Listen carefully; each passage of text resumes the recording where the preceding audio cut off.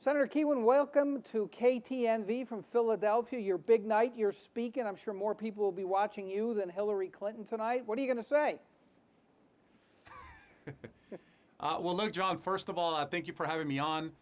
Look, I'm very excited about tonight. I'm very excited about being here in Philadelphia to be able to be at the pinnacle of democratic politics in America and to be able to represent the state of Nevada in such an important event. I'm looking forward to sharing my story of the American dream with the rest of the world. This is an opportunity for me to talk about how, when I was 8 years old, I came to America. My family came here in pursuit of the American dream. And today, their youngest son is a state senator running for Congress. I'm going to talk a little bit about why Hillary Clinton's more qualified to be president than Donald Trump, and why Donald Trump is not good for America.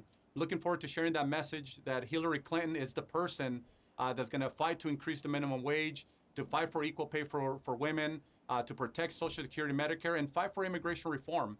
So I'm looking forward to having this opportunity, and I'm very humbled and honored to have this chance to represent Nevada here. People may not know this, but I remember way back in 2008 walking through a neighborhood with you and then Senator Clinton when she was first running. You've been with her for a long time. You've been supporting her. Tell me why you think it is that so many people are saying they don't trust Hillary Clinton, and what you think she needs to do tonight to help with that problem, Senator. Well, look, John, I believe that Secretary Clinton is the most qualified candidate that we've ever had to run for president. And I think Hillary Clinton needs to remind people of that.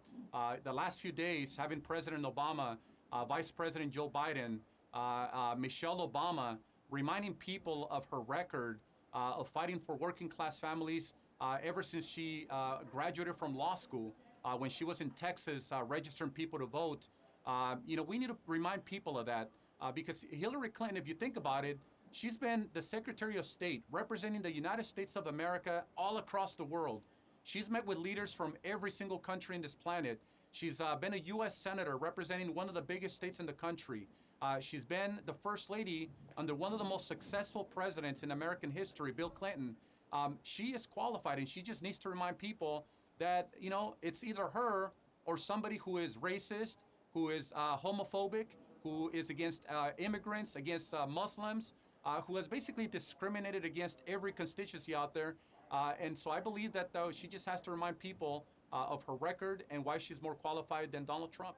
Why don't people trust her? You must talk to people in Nevada who say that they just don't trust her, and you try to lobby them to support her. Why do you think? What do you think it is? Is it the email server? Is it she's just been around a long time? What's the reason? Look, Secretary Clinton has been around for a long time. She was First Lady of Arkansas. She was First Lady of the United States of America. She was a U.S. Senator, Secretary of State. But I still believe that the American people don't fully know her. For some of us who have actually had the opportunity to talk to her one-on-one, again, as you alluded to, I took her canvassing door-to-door back in 2008. I got to know her personally. She's a person of compassion. And you saw that in the ad, the immigration ad, where she was talking to little Carla, a young girl who was brought here through no fault of her own. Her mom came here to America, and she had the opportunity to talk one-on-one with Secretary Clinton, and she shared her story that she was worried that her mom was going to get deported. If you look at Secretary Clinton's eyes, she looks sincere, she looks honest, she really cares about people. And so I believe that she still has work to do to reintroduce herself to the American people. But at the end of the day, in the next 3 months, when she is going out there campaigning, when she's out there sharing her message with the American people, I believe that they're going to be convinced that she is a lot more qualified. She is the only person qualified in this race to be our next president. It's interesting that you use the word qualified, and earlier you said what a lot of people have said, which she's the most qualified candidate ever to run for president. Why do you guys have to oversell that, especially compared to Donald Trump? You think she's more qualified than Dwight Eisenhower was, more qualified than George Herbert Walker Bush was? Why not just say she's more qualified than Donald Trump? Why the superlative? Why the hyperbole, Senator? Well, look, John, let's put that aside. Let's put aside that she is the most qualified. just look at Donald Trump's record. You know, he is campaigning on the message that he wants to run this country the same way that he's ran his businesses. He's filed for bankruptcy over 6 times. He has over 3,200 lawsuits against him from workers. In Nevada, even though his employees at the Trump Tower have voted to unionize, he is making their life miserable by not allowing them to create a union. And so, again, Donald Trump is not a friend of the American people. He's not a friend of the working class people. And I believe that, again, at the end of the day, when the American people get to see the contrast between Donald Trump and Hillary Clinton, that Hillary Clinton will be our next president, and she'll be one of the greatest presidents that I believe that America has ever had.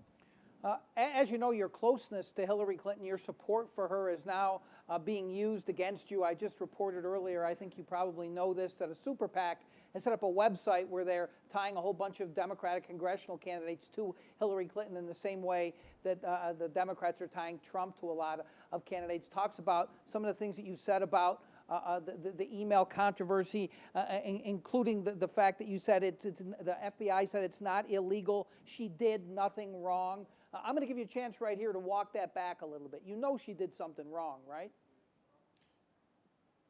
Well, look, John, if you look at the context of my quote, obviously the Republicans are going to get only those 2 seconds when I said that she did nothing wrong. If you look at the context, I did say that she acknowledges that she did something inappropriate. I acknowledge that she did something inappropriate, but she didn't do anything illegal. And the FBI, which is a nonpartisan organization, did an investigation, a thorough investigation, and their conclusion was that she did nothing illegal.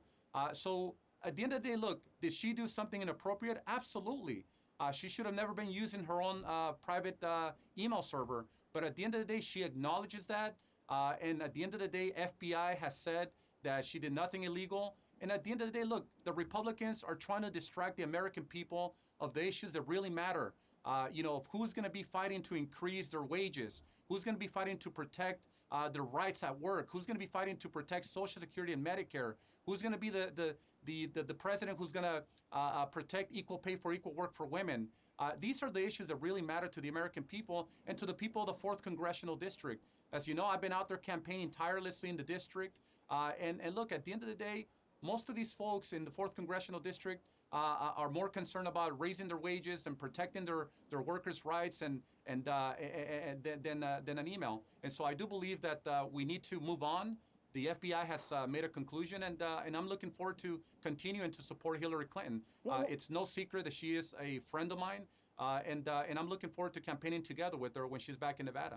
Well, one last question on that, though, Senator, and obviously you want to move beyond it. She wants to move beyond it, and you may talk to a lot of people who are concerned about jobs and immigration reform, and I'll even throw it in there, public lands in that district. But the fact is, a lot of people don't trust Hillary Clinton, and even though you say that the FBI found that there was nothing illegal, what Comey said, the FBI director said, is essentially, here are some of the reasons I could indict her, but I've decided it doesn't quite rise to it. Why does that not disturb you, even though she's your friend? Look, bottom line is this, John. Here we have 2 candidates running for president. We have Hillary Clinton and Donald Trump. That's it. They're both the party's nominee officially. We have Donald Trump, who is against marriage equality. He's against immigration reform. He's against raising the minimum wage. He's against equal pay for equal work for women. He's against all of the issues that Americans really care about. So at the end of the day, even if you include this email issue on here, when you put both of the candidates side to side, who is the most qualified? Who do you want to be the next president? Somebody who has filed for bankruptcy 6 times, somebody who discriminated against his workers, somebody who is against the working class people and the unions of America, somebody who is against immigration reform, against equal pay for women, against minimum wage, or a candidate who has been fighting for those same issues for a long time. So again, at the end of the day, this is about who is best prepared to take on the problems that we're facing as Americans and the problems that we're facing as, across the world. And I believe that person is Hillary Clinton. Well, I have to say, Senator, even across long distance, it is very difficult to get you off message. I really do appreciate you taking some time with me, and I wish you good luck on your speech tonight. Thank you, John. All right.